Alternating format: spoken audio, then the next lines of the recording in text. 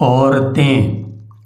कुछ औरतों ने अपनी इच्छा से कुएं में कूदकर जान दी थी, ऐसा पुलिस के रिकॉर्डों में दर्ज है।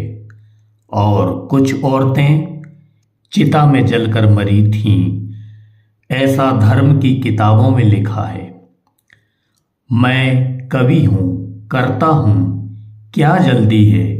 मैं एक दिन पुलिस और पुरोहित दोनों को एक ही साथ औरतों की अदालत में तलब कर दूंगा और बीच की सारी अदालतों को मनसूख कर दूंगा। मैं उन दावों को भी मनसूख कर दूंगा जिन्हें श्रीमानों ने औरतों और बच्चों के खिलाफ पेश किया है। मैं उन डिक्रियों को निरस्त कर दूंगा जिन्हें लेकर फौजें और तुलबा चलते हैं। मैं उन वसीयतों को खारिज कर दूंगा जिन्हें दुर्बल ने भुजबल के नाम की होंगी।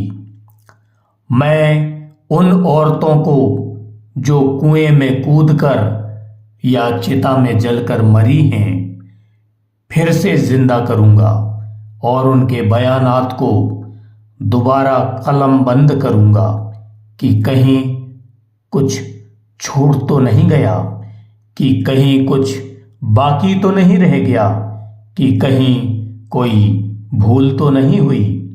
क्योंकि मैं उन औरतों के बारे में जानता हूं जो अपने एक बित्ते के आंगन में अपनी 7 बित्ते की देह को ता जिंदगी समोए रही और कभी भूलकर बाहर की तरफ झांका भी नहीं।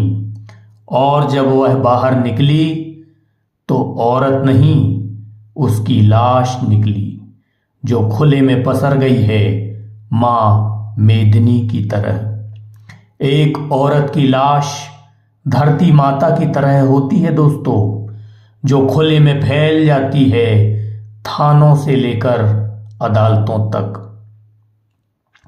मैं देख रहा हूं कि जुल्म के सारे सबूतों को मिटाया जा रहा है। चंदन चर्चित मस्तक को उठाए हुए पुरोहित और तंबों से लैस सीनों को फुलाए हुए सैनिक महाराज की जय बोल रहे हैं। वे महाराज जो मर चुके हैं और महारानियां सती होने की तैयारियां कर रही हैं। और जब महारानियां नहीं रहेंगी तो नौकरानियां क्या करेंगी, इसलिए वे भी तैयारियां कर रही हैं। मुझे महारानियों से ज्यादा चिंता नौकरानियों की होती है जिनके पति जिंदा हैं और बेचारे रो रहे हैं।